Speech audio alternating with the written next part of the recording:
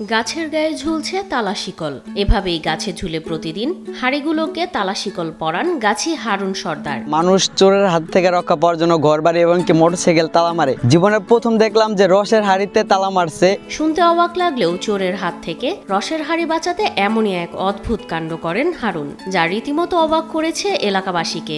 রস চুরি ঠেকাতে হাড়িতে ব্যবহার করা হয় তালা, আর এই বিষয়টি বেশ আলোড়ন সৃষ্টি করেছে অত্র এলাকায়। অবাক করার মতো একটা জিনিস কখনো দেখি নাই কোথাও, তবে এবার আমাদের এলাকায় জীবনের ফার্স্ট টাইম দেখলাম এবছর আমি। সামর্থ্য না থাকায় হারুন কিস্তি নিয়ে কিনেছেন চায়না তালা ও শিকল। এলাকায় চোরের উৎপাত বেড়ে যাওয়ায় এমন অভিনব কৌশল অবলম্বন করেছেন তিনি। আমি আড়ি বাঁচানোর জন্য তালা শিকল কিছু কিস্তি উড়ে, তারপর আমার আড়ি থাকে না। শরীয়তপুরের গোসাইরহাট পৌরসভায় গেলেই দেখা যায় বড় বড় খেজুর গাছে ঝুলছে হারুনের তালা শিকল। প্রায় ৩০ বছর ধরে শীত মৌসুমে খেজুর গাছ কেটে রস সংগ্রহ করেন এবং তা বাজারে বিক্রি করে জীবিকা নির্বাহ করছেন হারুন। এবছরও প্রায় ১৫০টি খেজুর গাছ কেটে রস সংগ্রহ করছেন তিনি।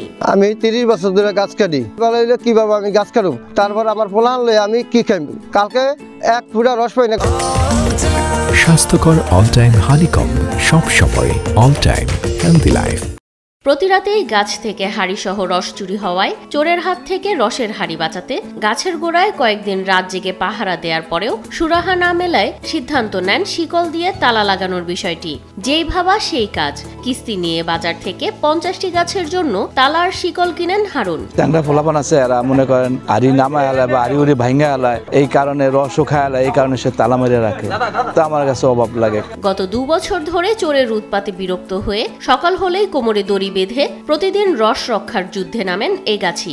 গতকাল আমার ২০টা আড়ি ভাঙ্গা লাইছে, 10টা শিকল লয়ে গেছে চায়না তালা, ওই আতুক দিয়ে বিড়ে। প্রয়োজনীয় সরঞ্জাম নিয়ে চলে যান খেজুর গাছের গোড়ায়। গাছে চড়ার পূর্বে নিজের ধারালো যন্ত্রাংশগুলোকে ঘষে ঘষে আরো ধার দিয়ে নেন তিনি।